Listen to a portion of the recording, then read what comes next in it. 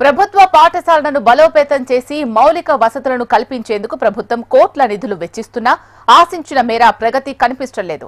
ప్రభుత్వ పాఠశాలలో మౌలిక వసతుల కల్పనకు ప్రభుత్వం అమ్మ ఆదర్శ పాఠశాల, మన ఊరు మన బడి వంటి పథకాలు అమలు చేస్తోంది.